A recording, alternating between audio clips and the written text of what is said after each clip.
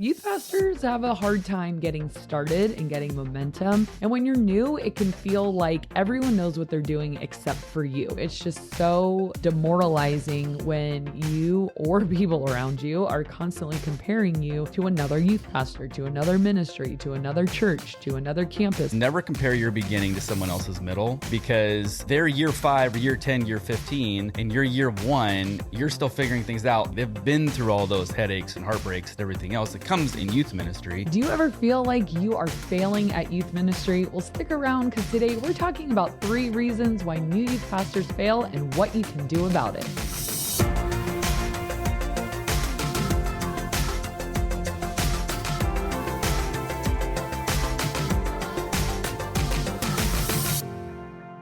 Welcome to the Ministry Coach Podcast, where every week we bring you actionable and practical tips to help you and your ministry. My name is Jeff Lascola, and this is Kristen Lascola. And in this episode, we're talking about the 3 main reasons why new youth pastors fail in youth ministry. Yes, obviously we don't want anyone to fail, so hopefully we catch you before you quit. If you're on the edge, just hold on. Maybe we have some hope for you. Youth pastors have a hard time getting started and getting momentum. And when you're new, it can feel like everyone knows what they're doing except for you. And we want to reassure you that that is 100% not the case.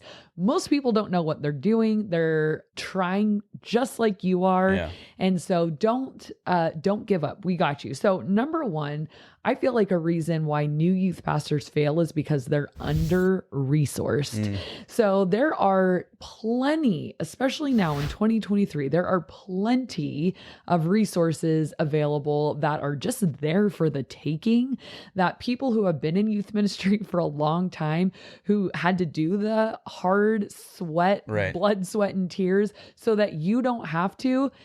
They've created amazing things so that you can just... This entire podcast, 150 something episodes. Whoa. All geared towards helping youth pastors.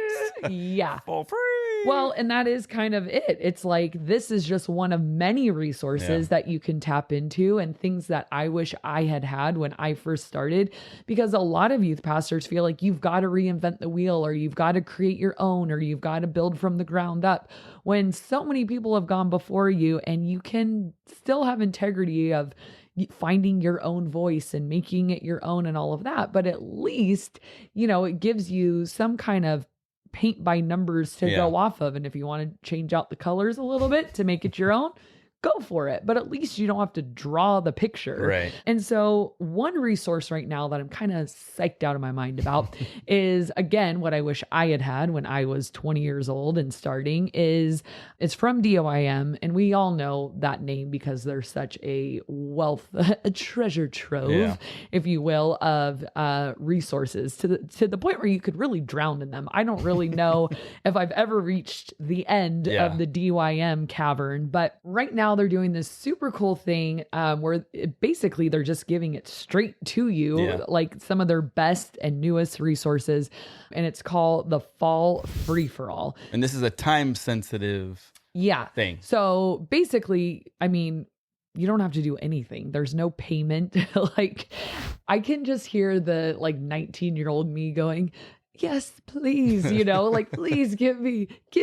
I had to search for stuff. And this is literally like, here is my email. Send me all your best stuff. And they will. It's like, is this too good to be true? $200 worth of material for free. Yeah. And all you have to do is click the link in our bio. Don't we have it? And it's not our bio. It's technically I always feel like I'm on Instagram. Even that's poor form. Okay. It is. Yeah. It's click Genius, the link. You tell me. Click the link in the description below. Click the link whether in the description you're watching below. on YouTube or if you're listening on any podcast player, go into the description and you can click the link to access your $200 worth of free material from DYM. But what does it include? That's what I want to know. Yeah. So there are so many resources. I'm going to try to blow through them really quick. So buckle up, Buttercup. Hey, that was so uncute. There we go. So here's just a little bit of what you get for free. So you get a premium video driven games. So their video games are all different tiers and prices and stuff. So you get a premium one. We actually just played one today at church. It was called Nail It or Fail It Cat Edition. And the kids loved it. Like the cat would jump and then the video would pause and then you had to decide if he's going to nail the jump or fail the jump. And we did boys versus girls. It was really fun. So I love doing a DY game on Sunday mornings. DYM game. DYM game. What did I say? Just DY.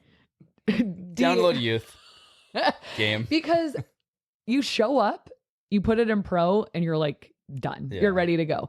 So I don't do that every week because I like the kids to be able to run around. But we just got back from our whitewater rafting summer camp trip. Running around. And I'm like, yeah, it's time to do a plug and play. So always have one of these in your back pocket, a plug and play, ready to go. And the kids love it. Screen games are fun, especially for the kids who aren't big on running around, change it up. So then you also get printable follow-up cards, to help you stay connected to parents and students so you don't have to create your own and, go through the, do I go to Microsoft Word? What kind of document do I use? It's done. Where do I find the clip art for this? I need to know Google these things. image search, copy, paste, simple. AI. Just right there. And other game offers are included in that. And then you get $20 for free to shop at DYM. So it's almost like you get like a gift card, so to speak, for the DIM shop. It's DYM. You've gone from DY and now you're going DIM. I said why. I don't think okay, whatever. So. DYM, you get a gift card and you can spend it on whatever. For how much? $20? $20 for free to shop. And then you get a whole event like template and instructions and everything for neon night, like glow night, neon night, whatever. It's kind of like an event in a package to help you run a really sweet event. If you've never done a glow night, it's a youth ministry staple. Yeah. We do one Put that on the top of your list. Yes. Ours is in January. We call it the Glover Nighter, and black lights and neon and dance party and glow in the dark, everything. It's super fun. It's one of those that our students really look forward to. So you get all the instructions on how to do that. And then you get a Bible study on the book of John for your students. It's 4-part small group curriculum. And here's the thing. If you're just starting out in youth ministry, the more resources you get, then you think oh, well, then I'm not creating my own. Consider these your teacher. So when you get a package of youth ministry, small group curriculum, you can start to learn oh, how did they put it together? And how did they do the progression of just kind questions? of way of structuring it for future reference. Because a lot of people will be like, Kristen, help me. I don't know how to write curriculum. Yeah. And it's well, buy some or this, you don't have to buy it. You're going to get it for free. And you can kind of study the format from the experts so that you can then have the skills to write your own. Copy you have a template. Add to it, take away, not take away from the Bible, but take away from the template. If it doesn't work for you, you can switch and change, but without you realizing it, you are learning. Right. It's like you're looking at a handbook, kind of how to do this stuff. You get a parent training on the topic of technology by Sean McDowell, which is a huge win. I mean, parents have so many questions about technology, and I think a lot of youth pastors can answer a lot of those. But again, this kind of gives you, to use their term, a roadmap or a guideline of how can we talk to parents about students and Terrence. And if Terrence is a parent, win-win. Terrence the parent. What else? You get volunteer video training, and that's from Doug Fields, Josh Griffin, and Jessica Sanchez. And it's to help you train your volunteers, which is another huge question that youth pastors have of I feel like I was just a volunteer. Right. Now I have to train and lead volunteers. What am I doing? So they can just put you on the right direction there. And then a super cool 200-page small group handbook from Doug Fields. I remember back in the day, I had bought all my leaders this book called Help. I'm a small group leader, or something like that. And it was in your bathroom forever, I remember. And you were like, oh, I just read it here and there. My bathroom before we were married. That's how long ago. It is now our bathroom. Our bathroom. Oh, how romantic. So it's still in there, Doug. It's still in there. So any guests that come over can read it. Yeah, it's a handbook on small groups. So that could be a cool thing for you then to deliver to your small group leaders, kind of how I gave you one when you were one of my small group leaders. And then lastly, you get one called Sermon in the City. It's a small group based experience based on the Sermon on the Mount. So Okay. I feel like it's just sort of like the gamut is so wide of what you're getting. Mhm. And literally, guys, I'm not joking. All you have to do is give them your email. So it's sort of like, why do you have to do But this? specifically, you have to do this between August 1st Yes, and good 3rd question. of Yep. 2023. Yes, that's when the offer is. And DYM, I've been using them for years. So you guys have heard me talk about them a million times. They are like a lifesaver Yeah. for the youth pastor. So I feel like when youth pastors try to just do all this stuff on their own, I'm going to make a small group thing and I'm going to train people and I'm going to write a sermon and I'm going to create an event and I'm going to make graphics for a Right. game and I'm going to do, and it's just like, oh my gosh, like how can one person, and a lot of you come from small churches where There's no graphics department. exactly. It's you on PixArt app on your Right. phone creating some things, or you could just take what is being handed to you. Right. And I sort of feel like I wish that this stuff had existed when I was, because I would spend forever on certain things and develop all my content and my resources over time. But nowadays, youth pastors can stick to what they're passionate about and what they're good at. And, the other stuff, it's just there for the taking, Right. really, nowadays. So why do youth pastors fail? Because they aren't taking advantage of these freebies, Yeah. that people are willing to hand out years and years and years in the making for them. I feel like I live most of my life where if somebody's going to give something to me for free, I'll just take it, figure out what I'm going to do with it Yeah, later. is that why you had That's that why weird have- cup on our? We had like some realtor's cup on our in Yeah. our kitchen, and it was this plastic, and it just said Just the some, real. I'm just like, some no, real estate swag. we don't need I'm another like, hey, random free cup. Nope. Why not? That's how the cupboards get all cluttered. and Truth musty be told, or I whatever. used it to drink some lemonade, and then I just had it, and I didn't want to throw it away right in front of him. Oh. So I just am like, keeping this sucker. But, either way, I probably would have kept it for free. So. Yeah. But yeah, make sure you guys sign up for that August 1st through 3rd. We'll have the link in the description below. So make sure you take advantage of that. $200 in free resources. You can But- sign up for it before August. Can you? 1st. Yeah. Oh, then there you go. But I think it just is delivered on August 1st, 2nd, 3rd. Gotcha. Okay, Yeah. even better. Also, that's $200 of free resources, but that's not including the time it would have taken you to create that stuff yourself. I mean, yeah. So if you're paid hourly, do the math Right. or, whatever. So I just feel like it's too good to pass up. So that's why we wanted to let you guys know, because maybe you didn't know about it. So now you do.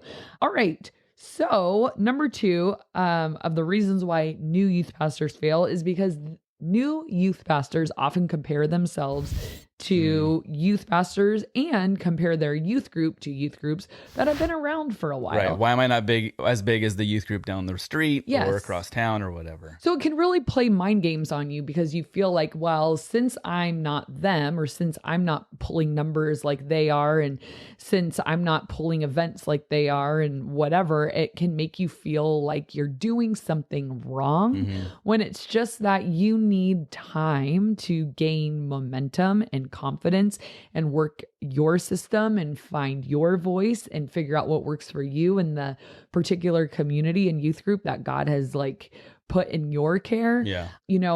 My beginnings in youth ministry was at a really large campus. It was our only campus at North Coast Church, and it was in Vista. And then they launched their first offsite, and it was about 15, 20 minutes away in another town. And they said, hey, will you be the junior high pastor for the new one we're launching? And I was like, I don't know. After 2 months of praying and talking to people, I said, okay, I'll do it. Well, I went from a youth group of like 10 or 15 paid staff just for junior high. Yeah. That's not even the church staff. It was the junior high team. There was, I think, between 10 and 15 people on payroll, not even including our volunteers, which was probably another 80 to 100. Okay. And then our youth group was like 350 students. And so I was just like a little cog in a giant machine, And then when I went to Fallbrook, I was a team of 1 with a volunteer team of like 7 at the most, maybe 5 or 6.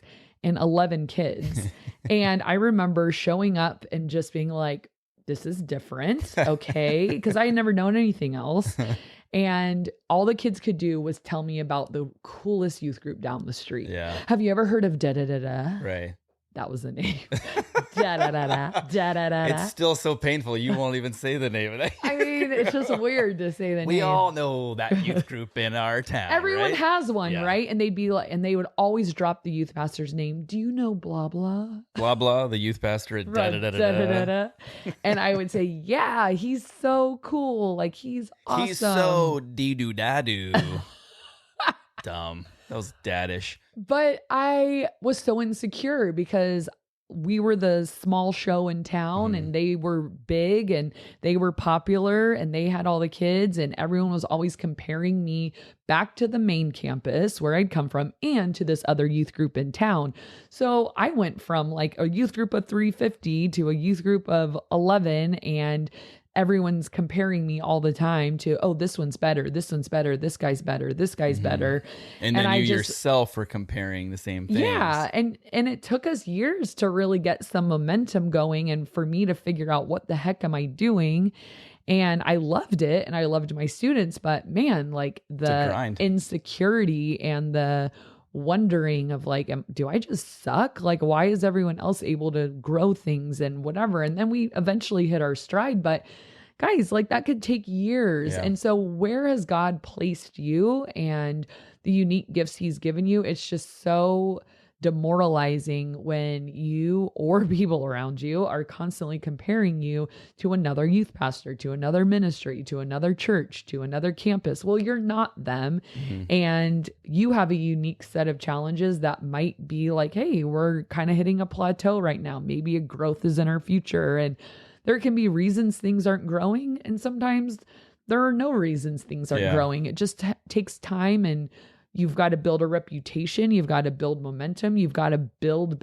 Just because you're not growing doesn't mean it's bad. But if you're brand new, you might just need like to start creating a reputation for your youth ministry so that parents start talking and inviting people. And then the students love it and they invite their friends. And, you know, it just takes time for people to, anything brand new is a little like, well, what is this? Right. And who are you guys? And are you reputable? And all of that. So just please give yourself time and just stick with the process.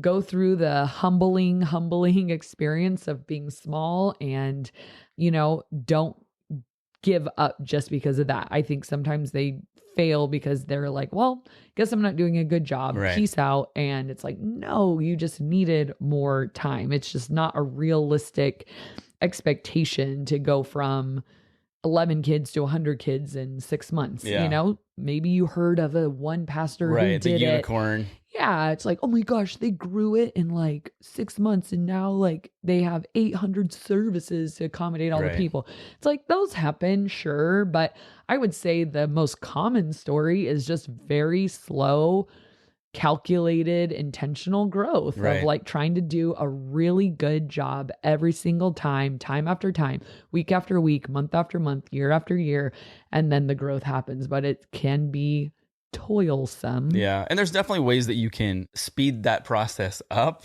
you know, the learning process and things like that. And that's why we're here to help you guys do that. But there's two quotes that I love. One is never compare your beginning to someone else's middle, because that's good. They're year 5, year 10, year 15, and you're year 1, you're still figuring things out. They've gone through, they're way past where you are at currently. They've been through all those headaches and heartbreaks and everything else that comes in youth ministry. And number 2, it's a cheesy phrase, but it is true. Your race, your pace. You know, where you may not have the resources that another student ministry has in your town or whatever. They're a mega church, or they're just a really large church, and they have a gym and they have, so many resources that you just don't have, that it might be harder for you to do certain things. But that's no reason to quit, and that's no reason to get discouraged. It's just, put your head down and run your race. Sure. And as long as you are doing the best that you can with what God has given you, then that's all it should be asked of you. You know, you don't become complacent and say, well, I don't have the resources they do, so I'm just going to sit back and do nothing. No, you make it the best you obviously can. And, you know, as your youth ministry grows, hopefully your church will grow with it. And maybe one day you'll be that youth ministry that's like, now we have 1 billion kids and we have a gym and we have, you know, whatever it is. So, yeah, I feel like it's just painful in the meantime. And I just sometimes think of Paul's ministry. I'm like, he was very successful and very unsuccessful in ministry. You know, like there were really high highs, really low lows. And he was killing people. And most of you probably aren't doing that. Well, so that's a when win. He was Saul. I mean, after his conversion. Yeah. But you think of like him trying to spread the gospel, how much opposition he came and so much suffering. And he just had to keep putting one foot in front of the other. I mean, just the rejection by people and some people totally raving fans and accepting it. And it was just like come hell or high water, whatever kind of storm came his way, he just kind of put one foot in front of the other. It was for the gospel, for the gospel, for the gospel. And I think that was the zone I had to get in when I was like, oh my gosh, am I failing like at this thing? Is like, but I'm gonna keep preaching the gospel and I'm gonna do my best within my ability at this moment and gospel one foot in front of the other. And so keeping your, like, I really did. I imagined myself, I'm like, I'm just keeping my head down. I'm not looking around at what anyone else is doing. I'm just going to be faithful, faithful, faithful. And that's what we can do. We can't control the future. We don't know what's going to happen with our youth ministry, but we can be faithful today. That's a decision we make every day when we wake up to give our youth ministry, our church, our students our best. We can choose just to be faithful. Yeah. And celebrate those wins along the way. And, and even though maybe the church down the street had 100 conversions and, you know, that many people accepted Christ, then you had 2. Well, celebrate the 2, you know, because last year you only had 1. So you've doubled it. So, you know, and just celebrate those things along the way and pause to really reflect and see how much you've grown and continue to grow. So. Yes. Okay. Third reason why new youth pastors fail is because they fail at having healthy relationships. So relationships in youth ministry are really, really big deal for health and longevity. And I feel like youth pastors have this knack for connecting with students most of the time, but they consider relationships with parents, volunteers, and staff to be definitely secondary, and they don't put as much effort into that. And so it's like, they just think students got to make them laugh, have a good time, come to know the Lord. Like everything is about the kids, which sounds good. Like, of course we should be student focused, but the reality of it is, unless we're fostering healthy relationships with parents, our volunteers, and the paid staff we work on the church staff with, things unravel very quickly. And the reason for that is a couple of things. Number one, students do come and go. I think youth pastors forget that eventually these people are going to age out, but hopefully you keep your volunteers for a very long time. Like, I'd like to think my volunteers are going to last way more than just a class. You know, I'd like to have them for years. And so the way that and that's what builds health, because it's hard to build an identity in your ministry when your volunteer turnover is high because there's no history there. So the old leaders teach the new leaders history. So it's like, we know who we are. So then we get a new 18-year-old leader and they're like, whoa, what's going on? This is awesome. But it's like, we're teaching you, no, this is how we do things. This is how we make decisions. This is how we treat students. This is how we talk to parents. This is our safety guidelines. But if your turnover is like every 9 months, they're just only lasting through a school year, there's no history to build on anything. And so you're constantly having to redefine what is our ministry DNA, what's our culture, because you cannot be the keeper of the culture completely. You've got to transfer that to your volunteers, and they are the ones who spread that, you know? So the students will come and go, but try to keep leaders as long as you can. Well, if you don't have good relationships with your leaders, I mean, think about this. What is keeping a grown adult from coming and hanging out with a junior high or high schooler for free on their time off? They've got to love it, you know? And a big part of them loving it. I had a great conversation with my a handful of my volunteers at summer camp this past week. We were up late at night. We had dealt with the kids. It was finally quiet. We were just sitting in some chairs under the stars. And I'm like, guys, what is it? Why do you guys stick around? And I'm not saying this to brag, but to show you the power that you have. And they said, for you, Kristen, we love working with you.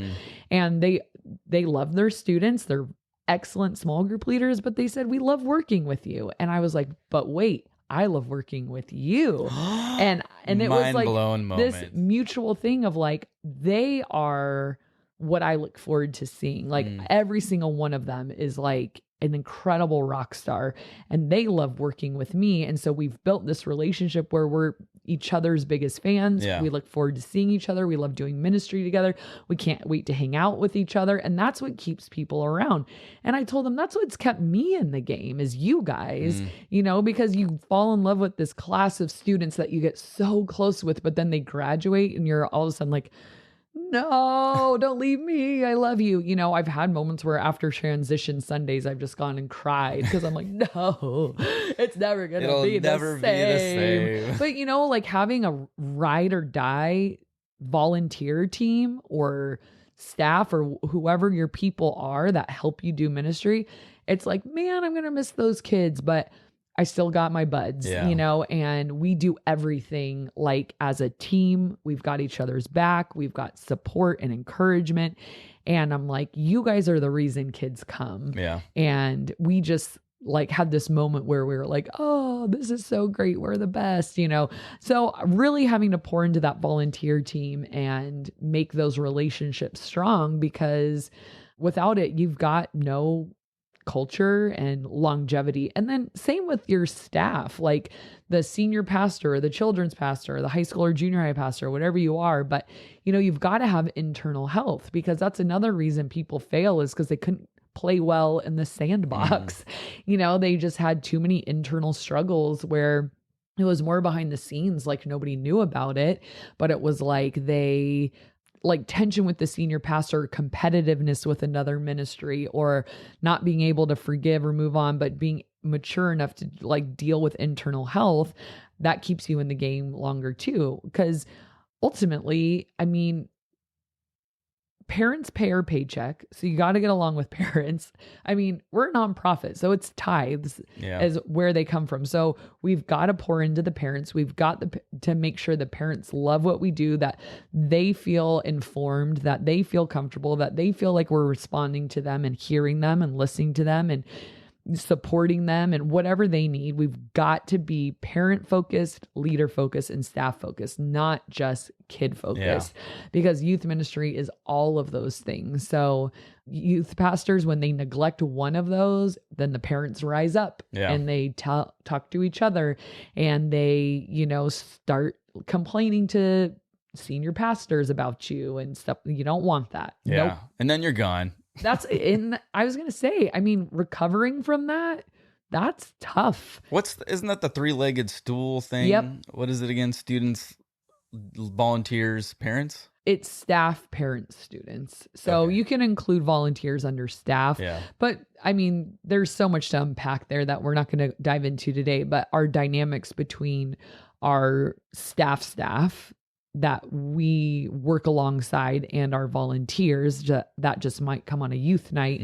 You know, both of those are relationships that have got to stay in balance. You know, you can't just be like, I don't care about you people, I'm here for the kids. You have to care about them all. Right. Yes. Okay, do the rapid fire roundup. 3 points. Give us the breakdown. All right. 3 reasons why new youth pastors fail. Number 1, they're under-resourced. Number 2, they compare themselves to other youth groups and other youth pastors. And number 3, they fail at relationships with volunteers, staff, and parents. That's good stuff. So you guys need to make sure that you sign up for the DYM Fall Free-for-All and get your $200 worth of free resources by August 3rd. Make sure you put that on the top of your list. We are going to go into a question of the day right now. This is actually an elimination question. So you can eliminate one of these things from your youth ministry. Okay. Hypothetically, obviously. You can either eliminate overnight lock-ins. Ooh, tempting. Cleaning up after any youth event. Is there puke? Yeah, anything. All you can handle, bro. Students cheating and or complaining about games. Ooh, my kids cheat at dodgeball all the time. Or student and or leader drama. Which one of those would you eliminate from youth ministry permanently?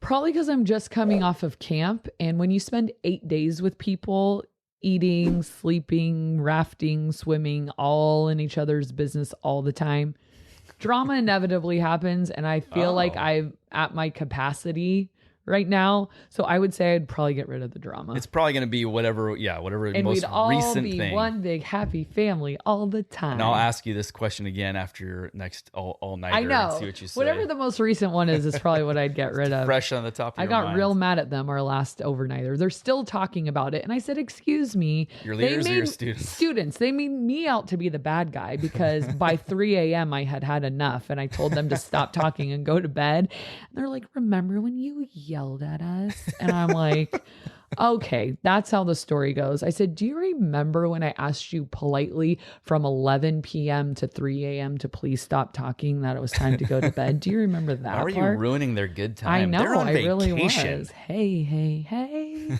Well, like, yeah, they kind of were, but we made up. It's all good. Good. This is our community comment of the day. This comes from Turn Dal for What, which is an awesome handle. Turn Dal? Dal. Okay. That's his name. I Dal. like it. He says, real practical tips for youth workers. Their passion for student ministry is so apparent in how they deliver information and help others who share that passion. Thank you for the practical tips and ideas that they offer and how they get straight to the point. Yes, straight to the point. That's why I feel like our episodes, in regards to a typical podcast, were probably a lot shorter than most podcasts I listen to are like 45 minutes, an hour. Yeah. Well, and they don't even have to listen to this part if they don't want to. They don't. If So they're they still can listening, skip hi. over all this nonsense. But, I feel like we're just like, let's go. Let's talk about get it. right to it, and then we'll talk about our stupid stuff later. Because our kids can only entertain themselves for so long. Hurry, go. Sometimes they slide things Land that under the plane. door.